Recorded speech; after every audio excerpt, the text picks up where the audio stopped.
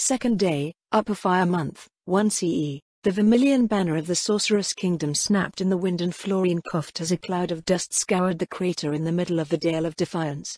She retreated into the administration's pavilion, producing a handkerchief to wipe the tears from her eyes. Out of habit, she pulled it away to examine the fabric, but she hadn't worn any makeup since staying with the Xian. It's barely summer and this place feels like it's going to spontaneously combust. According to the locals, brush fires were a common occurrence during the season. When she asked them whether they needed any help putting them out, they replied that they just let the fires run their course. Every few years, the fires would become so extensive that clouds of cinder elementals would spawn and wage war with the local earth elementals until they were finally extinguished. Even so, the tribes didn't seem to mind. Some of them even held festivals while the world burned and quaked around them. "Shall I retrieve something for the dust, Lady Gonye?" the vampire bride asked. "Is there something?" Florine answered, "Very well, let's see what you have." The vampire bride lowered her head before exiting the pavilion. Florine made her way over to the central table, where several elder liches were transcribing her notes to the local administrative record. "Have we received any response to our concerns on the western border, yet?" "No," Isaraku replied. "The central administration is still digesting the content of your report." "I see." She looked down at the map, lightly tapping her fingers on the table as she eyed the Roble Peninsula. A part of her chided herself for her impatience. She was utterly spoiled by how quickly things usually went in the Sorceress Kingdom. In Riestais, a village's issues would normally have to wait until the local lord came around with their itinerant court. Even in an emergency, the information might take days to reach the local lord and then take weeks or months to reach the capital. Then, depending on the severity of the issue and what else was going on, it might take weeks or months to muster the appropriate response. A nascent border dispute was not likely to be recognized until it started affecting a fief's productivity. If it wasn't a problem that could be eliminated by hiring adventurers, deliberations over a solution could take years. It was even possible that a resolution might never be achieved, as was the case with the Empire's annual skirmish with Riestais. Additionally, the Sorceress Kingdom had certain issues inherent to its administrative apparatus. The elder liches that made up the bulk of it were by nature a sort of undead mage. They were exhaustively trained through rote learning, which allowed them to function as cogs in a machine rather than as adaptable living administrators with the requisite job class levels. Since nearly everything that she was throwing at them now was basically new and unknown without any specific procedures to follow, Florine had to be very gentle with the elder liches. There was one thing that she would have liked a swift reply to, however, a question that she insisted be delivered directly to Lady Albedo. "Is Yaldabaoth really dead?" Some may have suggested that being made to wade through the aftermath of Yaldabaoth's occupation in the Abelian Hills caused her to see his shadow in everything, but Florine knew that this wasn't the case. For lack of a better way to explain it, she had become sensitive to the evil motives that lurked behind the actions and schemes of others. Perhaps she was always like that. Liane was her best friend, after all. That relationship proved invaluable to Florine in the Sorceress Kingdom, a country where evil walked alongside good. In the case of the Kingdom of Roble, the behaviors characteristic of humans in crisis scenarios appeared to be absent. Generally speaking, when people were confronted with a sudden event carrying negative effects for the entire community, they would work to counteract it or at least mitigate its effects in some way. If a house caught on fire, a village would work together to put it out. People would rush to the scene of an accident. Moments of great crisis were at the same time moments of great generosity and sacrifice. The barriers that normally stood between people came down and levels of mutual trust became uncharacteristically high. The Draconic Kingdom was an extraordinary example of how this core aspect of human nature could be harnessed by a masterful social architect and amplified to legendary levels. Unlike the Baharuth Empire, the Draconic Kingdom's institutions did not merely exist to empower the state, they were primarily designed to encourage and reinforce the most beneficial of human behaviors, creating a ridiculously resilient high-trust society that could weather anything short of complete and utter annihilation.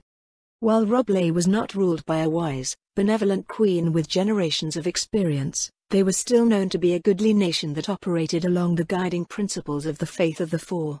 Captain Ortega's assertion that the common person, when hearing about the incidents flaring up in their country, initially found them unthinkable, suggested that the expected crisis behaviors did exist at some point. Since those behaviors could be reinforced, it stood to reason that they could also be undermined.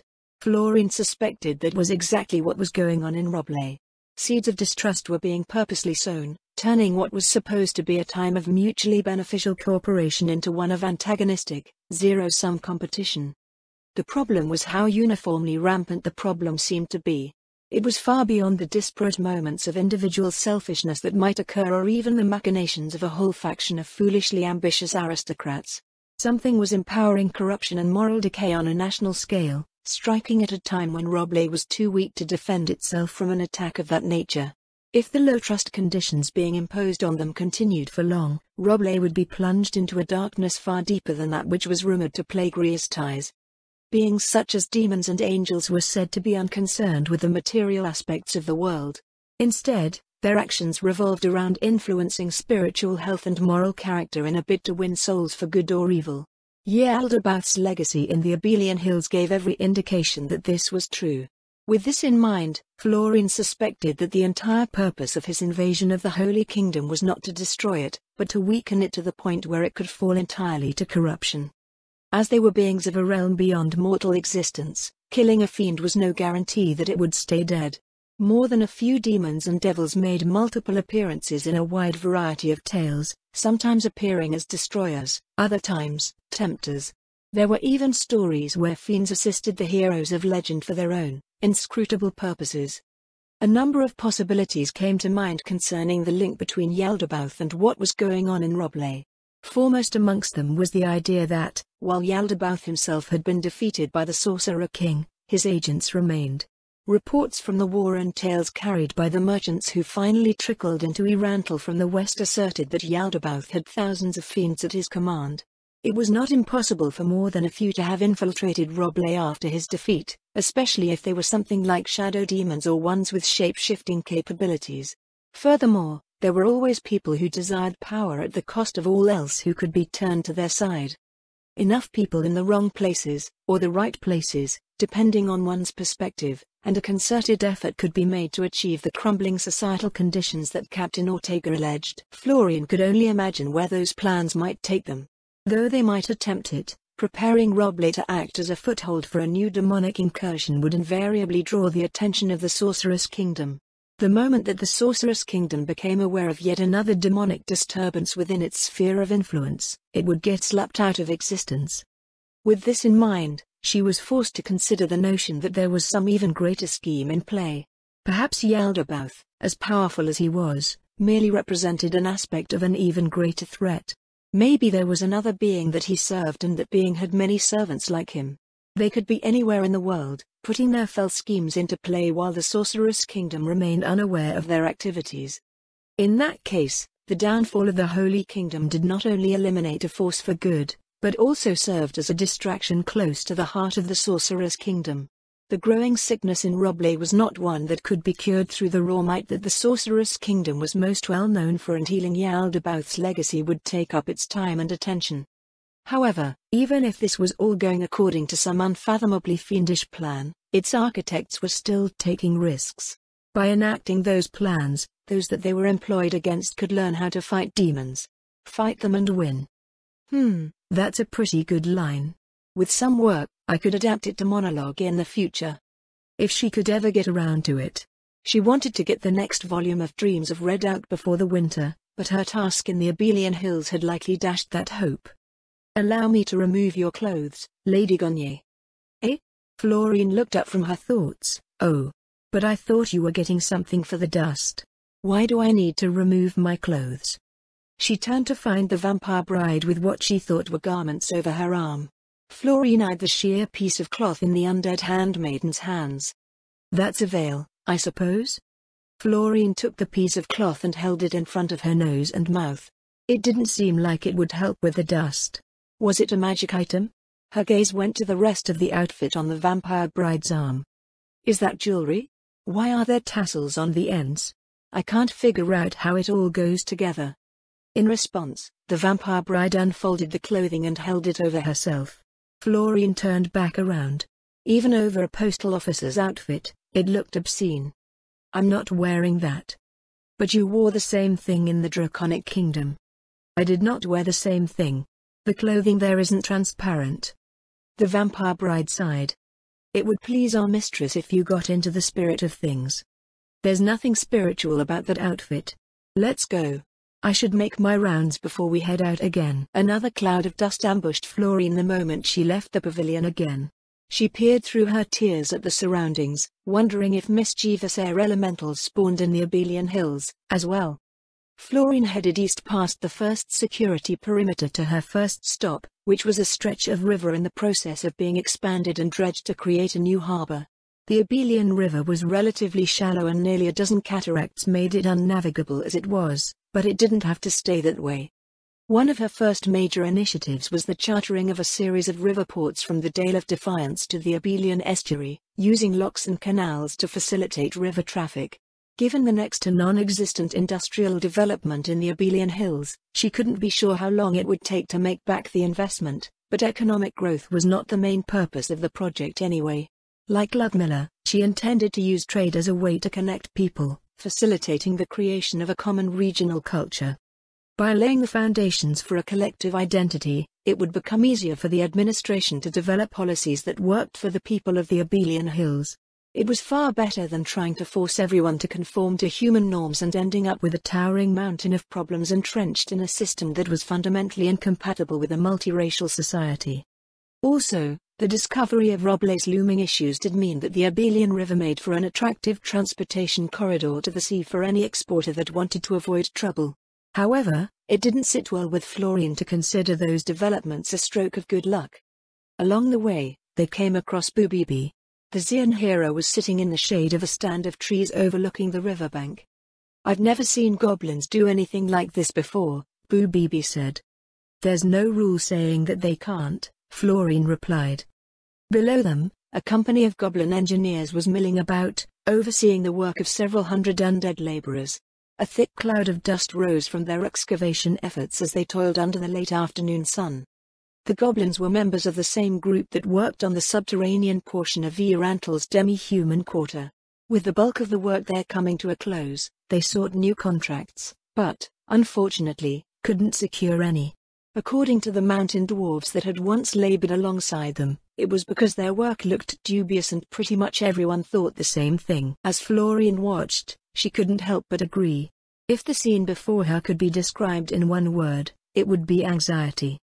Phase 1 of the harbor project was the excavation of the harbor area itself. This was done before connecting the river to the harbor, making the worksite look like a small quarry. There was little to nothing in the form of scaffolding or bracing and nothing looked safe.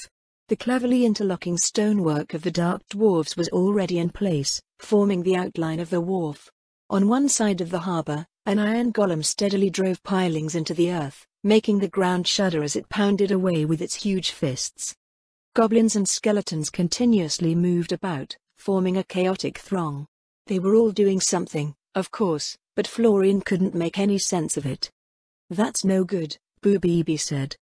The wall over there. Florine followed the line of the Xian's spindly arm, eventually resting her gaze on the channel dug out to the river. With every strike of the iron golem's fists, bits of soil broke away from the section that divided the harbor from the river, forming streams of dirt that ominously trickled to the ground. After a few moments, the wall sprung a leak and slowly gave way. The undead were oblivious to the fact that water was running underfoot, and so were the goblins. Then, the barrier collapsed entirely. A collective shriek rolled down the harbor as goblin and skeleton alike were swept away, collecting in a pile on the far side.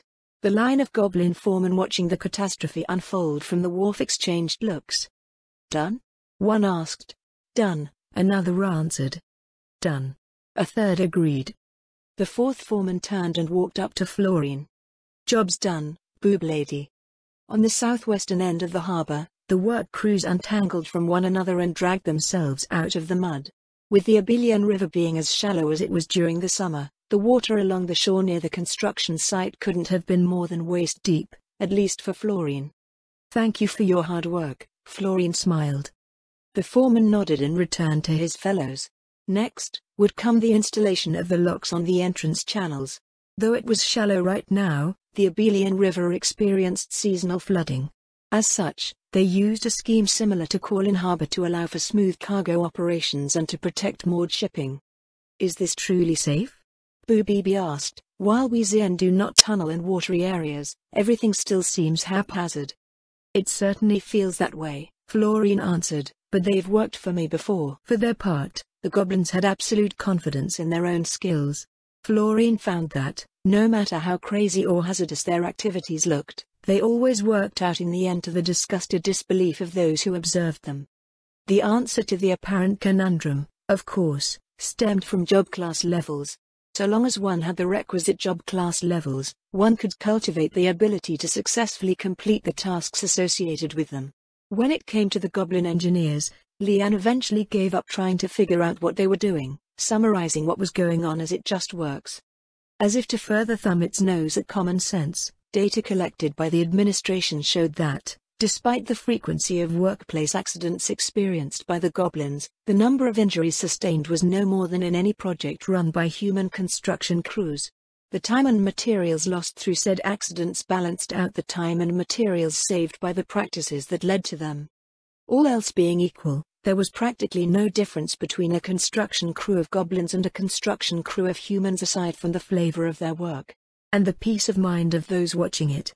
The guilds were quickly losing theirs being confronted by this reality. This gave Florine hope that anyone could participate in the Sorceress Kingdom's economy, should they develop any interest in it. Visiting the Orcs' abandoned villages showed that at least basic levels of industry did exist amongst the tribes of the Abelian Hills. Slaves were terribly illiquid as far as commodities went, so, by introducing superior mediums of exchange, it might be possible to get the regional economy going sooner than she had initially expected. And then there are the Dark Dwarves.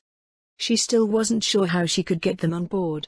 Falagrim had agreed to work with her, but he clearly wasn't interested in what she was trying to achieve. They collected their pay for their time and talent and exchanged it for provisions. Aside from that, they attempted to leverage what they had to gain information, and she wasn't sure what they planned to do with it. Florine turned away from the riverbank, heading through the market proper, or at least its thus far empty shell.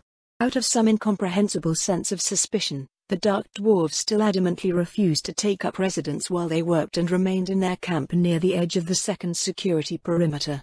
At least they weren't outright hiding from her anymore. A sentry squinted out at her from beneath a covered post at the edge of the Dark Dwarf camp. Florine smiled in greeting, though she wasn't sure whether he could see it. "Good afternoon," she said. "Is Master Falagrim available?" The sentry turned away without a word, his steps uncertain. He nearly stumbled several times in the bright afternoon daylight. A few minutes later, he stumbled back again and sat back down at his shaded post as if nothing at all had happened, jerking his head over his shoulder. If he's actually a prince, shouldn't they be protecting him better? Then again, enough undead were running around in the area to overrun Robley 30 times over or more, so maybe they felt that there was no point. They were so suspicious and distrusting of everyone that whatever they thought Florine was would have long wiped them out if she wanted to. She found Falagrim in a partitioned-off area of the camp, which was in turn covered by a tarp and positioned on the north side of a stand of trees. The Dark Dwarf was sitting on a boulder with a stack of paper in hand. He didn't look up when she came to stand at the entrance of his pavilion. "What?" "I thought I'd come by and see if you had any questions," Florine said. Shortly after returning from the western border, Florine offered several public documents on the off chance that Falagrim might be interested in learning more about the Sorcerer's Kingdom. To her surprise, the Dark Dwarf took them. Then, he purchased some paper. He refused to take it for free, and ordered the casters in his camp to begin translating them. "Might be that I do." Falagrim rose to his feet and slapped the stack of papers with the back of his gauntlet twice. "What's your game with this undead lease agreement?" "Game?" Florine blinked. "I'm afraid I don't know what you're referring to." Falagrim narrowed his eyes at her, then his mustache twitched as he snorted. "At first, I thought anyone that took you up on your offer had to be a damned fool. Now, I wonder if this Sorceress Kingdom of yours is just trying to split the world in half." "I assure you that the Sorceress Kingdom has no such intention," Florine replied. "Out of curiosity, may I know why you've come to suspect this?" Florine leaned back as the Dark Dwarf raised the documents and shook them in front of her face. "This," he said, "is a devil's deal. Too much power is in the offering for too cheap a price, at least on the surface. Anyone that took this deal of yours is either a heedless fool or was in a situation where they decided that they had no choice. Our current rates are low because we're trying to break into the labor market," Florian told him. "As I'm sure you know, there are certain difficulties that come with promoting undead labor or security." As I said, only a fool would buy that reasoning. "Tell me, how many people from outside of your sorceress kingdom have voluntarily come to lease your undead? Without some extraordinary event forcing their hand?" "None, but that's to be expected." "And how many came to lease your undead due to events that your country engineered?" "None." Florian scowled. "The sorceress kingdom does not have a policy of engineering events just so we can lease undead. His Majesty the Sorcerer King is not some uninspired, low-rung merchant desperately trying to peddle skeletons, magical knickknacks, or anything else of the sort. Why did he always come up with the most horrid of notions?" He was so grouchy and mean-spirited that she was amazed that he didn't just shrivel up into a bitter, bearded husk purely on account of that. "Well," Falagrim seemed to reflect on his words, "I suppose that was a silly question. A country wouldn't openly admit to that sort of thing, after all. We just don't do it." Falagrim fixed her with a look. "How old are you, girl?" 15, Florian replied. "I'll be 16 in about 4 months. Shouldn't you still be in your crib? Since you were literally born yesterday, I'll let you onto something. Anyone with even the tiniest bit of power will do dirty things to keep it. From the lowest slave to the mightiest country. That, of course, also includes you." Florian stormed out of the dark dwarf camp. Her brief brush with Robley had already given more than enough vileness to deal with.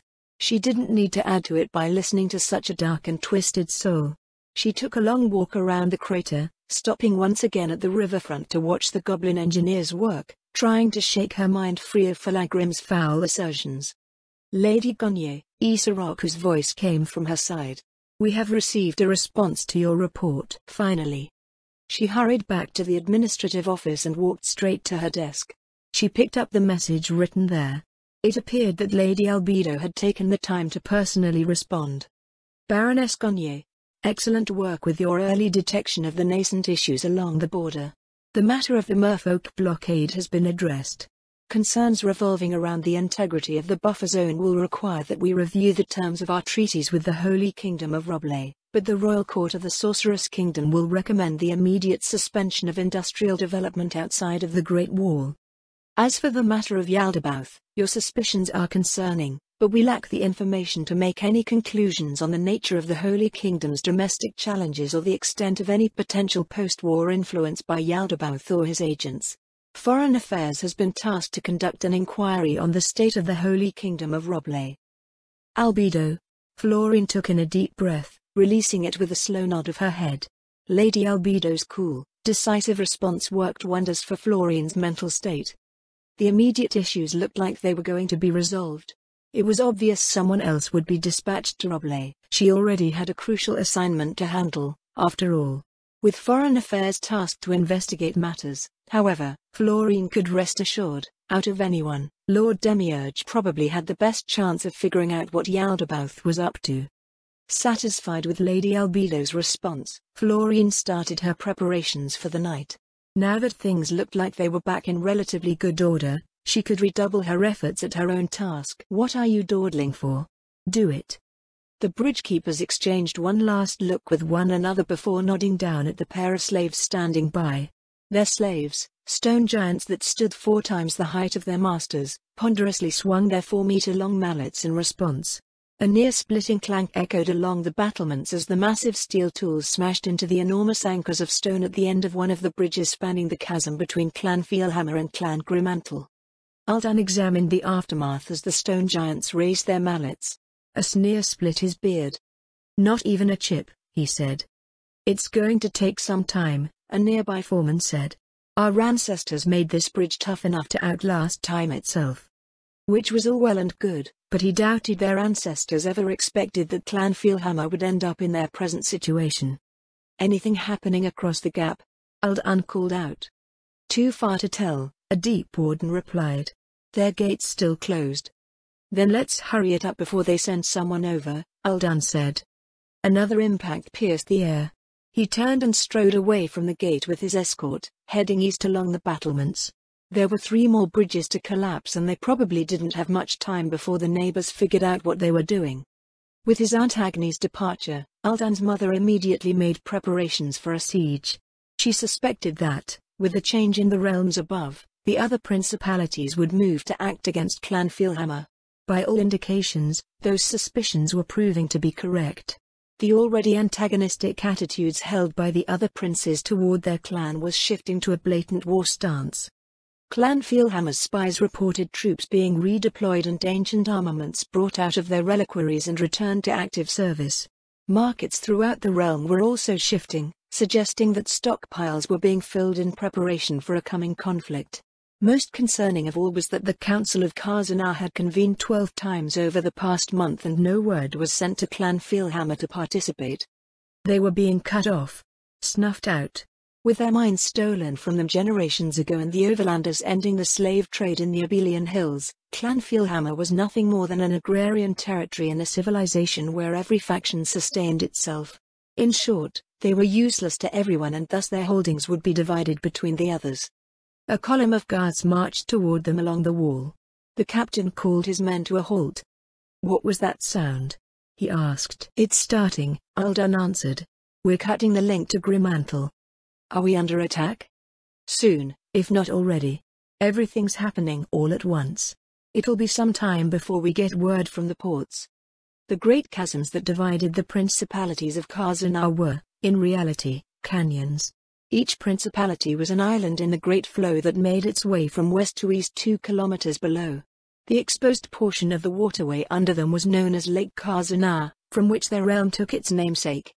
While the bridges facilitated the flow of dwarves between the principalities, it was the ports on the water that moved the wealth of Clan Fielhammer's stolen mines and thus also had the capacity to move armies. They needed to seize the ports and trap the interlopers in their mines. If all went well, they could get their defenses in place and prolonged attempts to storm Fielhammer would bleed the other clans dry. Aldan reached the next bridge and initiated demolition work. He looked back at the darkly glowing bridge west of them, silently trying to will it to fall. Destroying each bridge was far harder than it looked. Each was essentially a single magic item, with the hardness and durability that came with being a 2-kilometer-long work of ancient architecture. As with any magic item, any damage that it sustained repaired itself until the whole item broke. Since it qualified as a magic item, that also meant it could be repaired as a whole via magical means. Unfortunately, there was no sneaky way of destroying the thing. Maintenance checks were regular, so it came down to being able to damage the structure faster than it could be fixed or secured by an occupational force. The last bridge was on the tip of the island, stretching northeast to connect Fielhammer to Darksteel. After getting the group there started, the foreman advising him spoke. "What about Harder Bridge?" he asked. "No one asked you to ask." The foreman lowered his head in apology. Aldan departed to attend to his next task. Harder, the namesake of the Harder Gate, was a lawless fringe of Khazanah, a place for the clanless and dispossessed who managed to avoid being enslaved. While there were ways to get there without going through Fielhammer, they were neither fast nor easy. Nor could an army get through unnoticed. If things went according to his mother's plans, they could secure Harder with time to spare after they fortified Fielhammer against its enemies. And, if those plans failed, Harder Bridge was their only means of escape. His path took him away from the walls and down a road that led to a cavernous entrance near the center of the island. One of the grim-faced guards stationed there saluted as Aldan approached, then fell in step beside him as he walked by. "The 2nd and 3rd Battalion should have reached the mines by now," the guard said. "The 4th Battalion is waiting for you just behind them." "Any trouble along the way?" "Not that I know of, sir. We're cutting down anyone that looks like they might be an informant. Local jamming is up, so there won't be any telepathic warnings getting out." Aldan grunted in acknowledgement. Dark Dwarven operations were always quick to the point of seeming impromptu. Anyone involved in planning was isolated from the world at large, and even allies usually had no idea what was going on until the moment it happened. This was primarily due to the psionic nature of their race. The longer it took to plan and the more people were in on that plan, the higher the chance of their enemies picking up on it through casual scans of the population. Everyone was accustomed to doing things this way, however, so there was no waffling about in confusion as the various slave races might. Indeed, as portions of the rank and file were made aware of the upcoming conflict, Aldan only sensed a thrill of anticipation. At long last, Clan Fielhammer would take back what was theirs. A descent of 1,000 meters took them to the edge of the Fielhammer mines. The fact that something had gone wrong was immediately apparent. "Aren't there too many casualties?" His 4th Battalion wasn't where the guards said they would be. Hundreds of wounded soldiers were lined along the tunnel walls, awaiting their turn for healing. Aldan's gaze went back and forth as he made his way through, searching for an officer. Finding one was unlikely where they were, however, as they were prioritized for healing on the battlefront. After walking several hundred meters, he stopped at a side room where a senior priest was organizing the recovery efforts. "What's happening on the front?" he demanded. "Stiff resistance," the priest replied. "Expect more casualties." That's all the missive from the general said. TCH. Aldan made his way deeper, wrinkling his nose at the thin veils of dust that drifted in the air. When the sounds of battle grew audible, he lowered his visor and unclipped the war pick from his belt. Not long after, they found themselves facing a wall of bodies. "Make way," the captain of his escort shouted. "Make way." As they squeezed their way through, Aldan eyed the throng of impatient-looking soldiers. "Why the hell is it so crowded?" he asked. "Those troglodytes collapsed the tunnels," someone answered. "We've been stuck like this from the start." "From the start? That couldn't be right. One didn't just collapse dwarven tunnels on a whim. It was standard practice to keep passageways magically reinforced and inspected for integrity. Not a single clan in Khazanar would allow their tunnels to fall into a state where they could be casually collapsed." Eventually, the tunnel they were following widened into one of the many workshop areas that could be found in dark dwarven mines. All along the opening in the side of the island, engineers were setting up siege engines in preparation for an inevitable amphibious assault. At the overseer's post, he found General Korax, the commander of Clan Fielhammer's army, conversing in low tones with two of his officers. "General," Aldan offered a salute as he joined them on the platform. "How far are we?" "Barely a third of the way," General Korax said. "They had 90% of the underways collapsed." "I heard about that," Aldan said. "But how did they do it? We didn't give them enough time to prepare that sort of welcome." "We were confused about that at first, as well," the general said, "but..." He picked up the warhammer from his desk and struck the stone support column beside it. The impact made an unnaturally dull sound. "This area is well maintained," General Korax told him. "It's the area joining Fielhammer and the mines that were rigged to collapse. I don't think they prepared those measures for this attack, they prepared it for any attack. I wouldn't be surprised if the council set it up the moment they seized our mines." "That's an unfortunate oversight," Aldan said. "How has it affected things?" "The 2nd Battalion lost a few hundred in the collapse alone. Our caution after that slowed things down until we figured out what was going on. The upside's that resistance is weaker than expected. Once our soldiers got through the bottleneck, we started sweeping them aside. We should overtake our projected advance before half the day is done. I sent your battalion down to secure Darksteel Port instead of the 2nd Battalion." Aldan walked over to the railing, peering down at the distant waterfront. "What about the Uncarnates?" "Haven't heard back from them yet," the general replied. "That should mean they're still fighting to seize the ports from the inside." "Any quick way to my troops?" "No.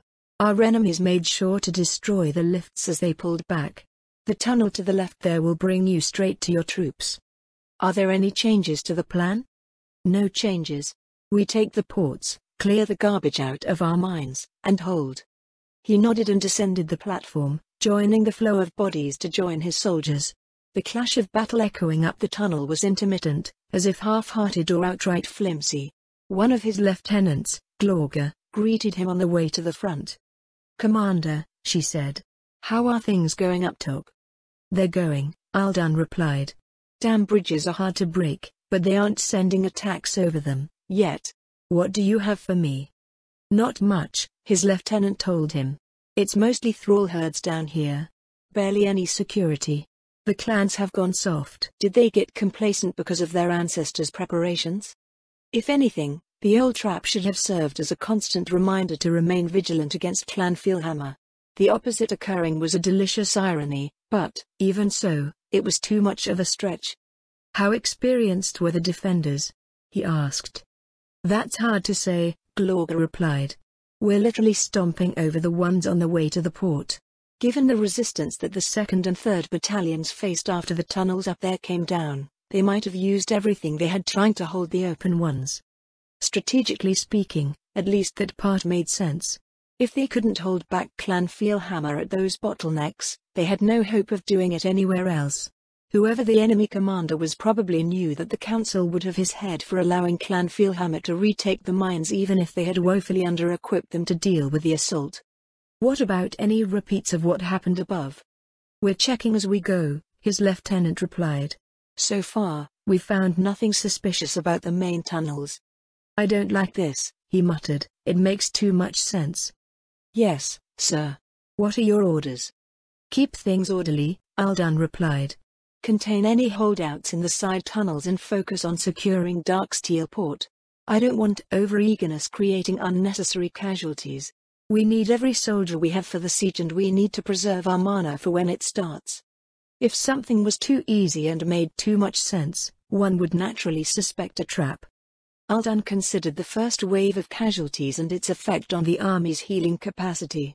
Keeping an enemy's casters busy and depleting their mana reserves to limit their tactical and strategic options was one of the fundamentals of warfare. The sudden shock that accompanied heavy mana use for one side was usually accompanied by a purposeful movement by the other to seize an advantage. However, there was no indication of that occurring and he couldn't see how they could pull off an effective counterattack given their showing thus far. His doubts continued to plague him as the battalion worked its way deeper into the mines. Annoyingly, the various suspicions he harbored continued to go unconfirmed. He stopped to glower at a row of freshly taken slaves being led away from the front. Did they have anyone even remotely important stationed here? Aldan asked. None that have admitted it, Glorga answered. I think we're actually putting more effort into sorting out all of these slaves than we are fighting. How do the numbers look? So far, the mines look fully staffed or close enough to it. There's nothing out of the ordinary about the ratio of slaves to handlers. The amount of security is about what it would be if this wasn't a mine stolen from the angry clan above it. All I can think of is that they were treating it as business as usual. Since it's so far from home, only the people with no say on where they'd be assigned would end up working here. Staffed with unwanted incompetence? Still. I still don't like this. Did Lady Ba'awin mention something? No, Aldan shook his head. Everything's going exactly as planned. But when the hell does someone let their enemy get away with that? I agree, sir, but we can only work with what we have. Yeah, and I don't like that. If they were being met with real resistance, he could at least get a better sense of what the enemy's motives were through their tactics and strategy. As it was, they could be up to anything. They came to another cliffside workshop, which was also being transformed into a supply depot and fortified. Aldan went to inspect the slave pens up one of the side tunnels, walking over to an officer with a group of grey robes a dozen meters in. How many of these slaves have you interrogated? Aldan asked. I've lost count, sir, the officer answered. They're coming in as fast as we're shipping them out. Is there some specific information that you're looking for? Just some sense of what they're up to, Aldan said. This showing of theirs is too suspicious to take at face value. The officer nodded, stroking his braided white beard in agreement. Everyone assigned to sorting out the captives is running on similar suspicions, he said. I assume that answer means that you haven't dug anything up. That's the gist of it, sir, the officer replied. Everyone from the thralls to the foreman, no one knows a thing. Was just another day on the job, just like every other day before it.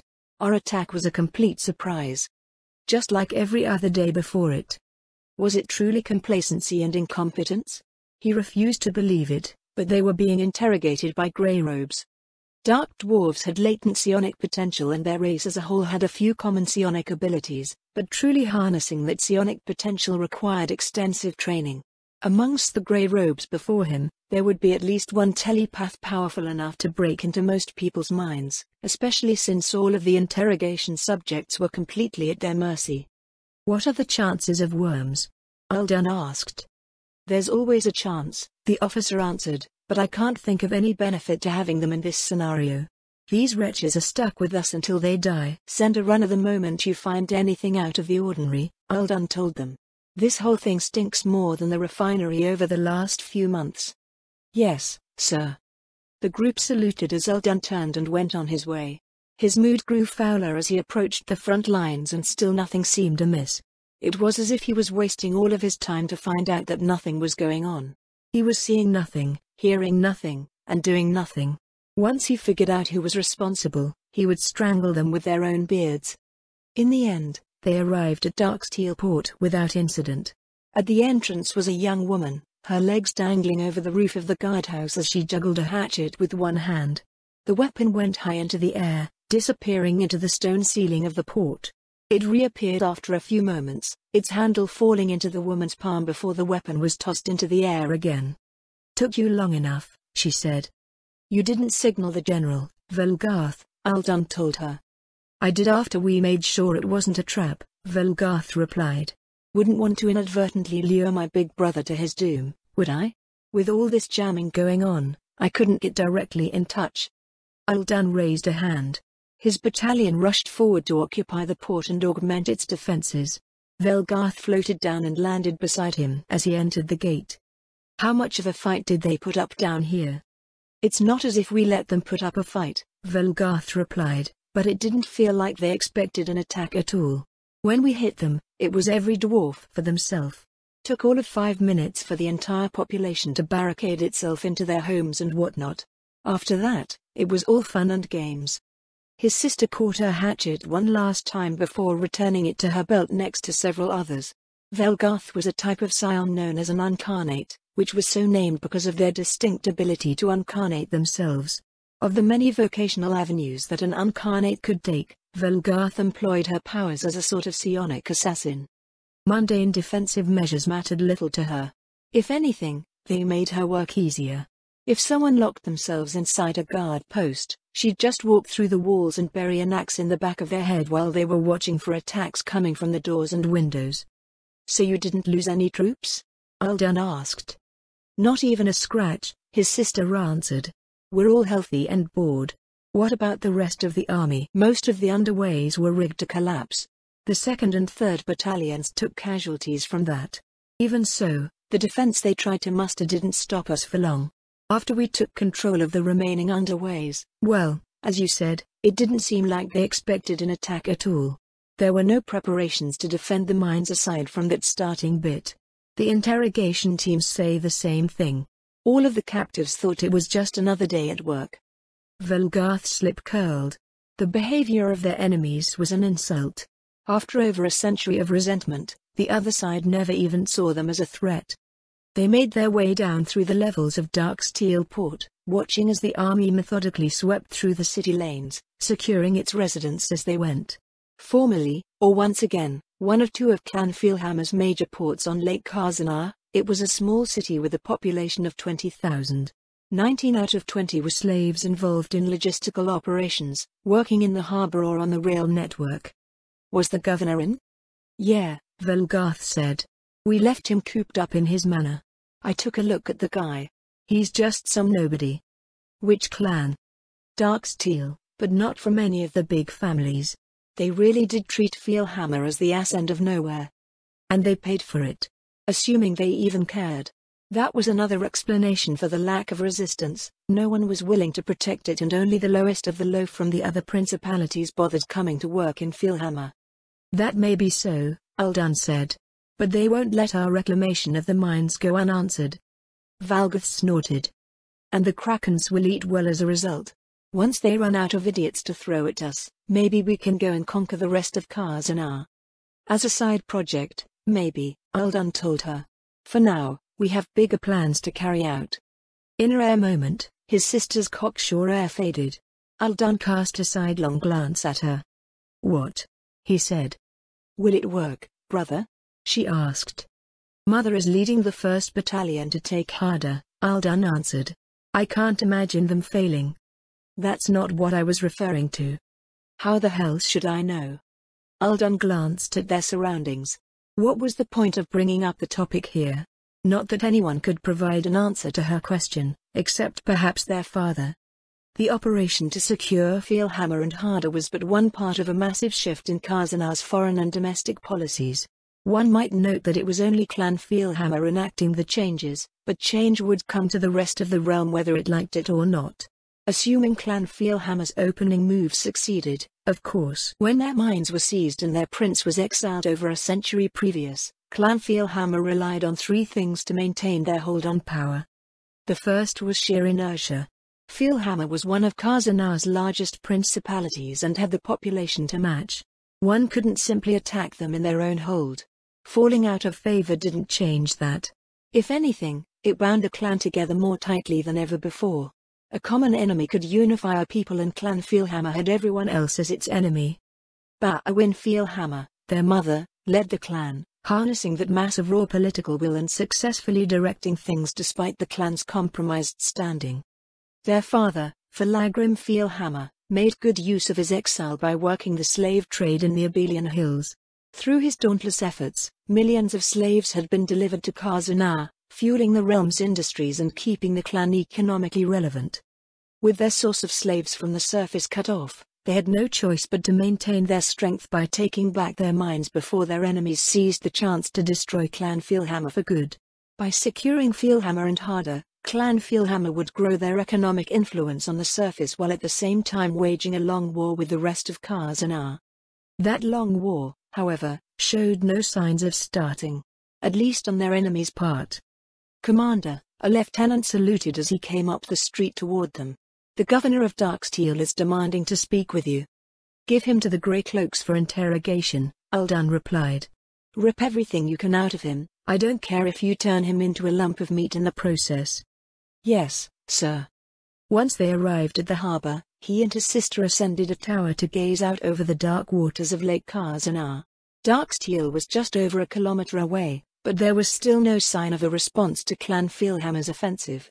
The battalion made their preparations regardless, mounting siege weapons brought down from above in every practical position they could find. "They clearly didn't expect us to attack so quickly," Velgarth said, "but what if they weren't preparing to take us down in the first place?" "Then they're idiots," Uldan told her. "They knew that war was coming and they weren't prepared to win. The world has no pity for fools like that. As for your question from before, either we make it work or we don't." A warning call rose from one of the other towers nearby. Uldan looked over at a deep warden stationed beside them. "What do you see?" "Line of cargo barges coming over, sir. 6, so far." The number grew to a dozen, then 2. When they came within 100 meters, the first set of Clan Fjellhammer's defenses was activated. From each tower, magical spotlights cast beams of brilliant light upon the approaching flotilla. The ship's crews recoiled as one at the brightness. It felt a bit stupid if one thought about it for too long, but one of the most effective measures against day-blind races was shining a bright light on them. "You should get to shelter, Commander," the Deep Warden said, hefting his arbalest. Why's that?" "They brought some powerful Deep Wardens with them. You might get sniped." The sentry pointed out over the water, but not directly at the approaching ships. It took a moment for Uldan to spot the figures of dark dwarves who were seemingly standing on the water on their own. The trough of a passing bow wave revealed what the closest was standing on, however. "How many are there?" Uldan asked. 8, that I can see," the Deep Warden answered. "No, 11 now. 24 ships and 11 krakens." "Looks like they were preparing something, after all," Uldan said. "We just beat them to the punch." "Fjellhammer." An enraged voice called over the water, "What in the name of the gods do you think you're doing?" Uldan pondered the utterly idiotic question, trying to think of some choice words to reply with before ordering his battalion to sink the Darksteel flotilla. Unfortunately, while he was doing so, the sky fell on them. A calamitous roar filled the air as pieces of Darksteel Bridge, which was directly over Darksteel Port, splashed into the water. Uldan ducked as a colossal wave slammed into the harbor. By the time he stood again to peer over the parapet, all that was left of the enemy was their pulverized pieces. He grunted. "I suppose I need to be quicker with my insults." Beside him, the Deep Warden leveled his arbalest, sinking a quarrel into the neck of one of the surviving sailors in the water. All things considered, they were off to a good start.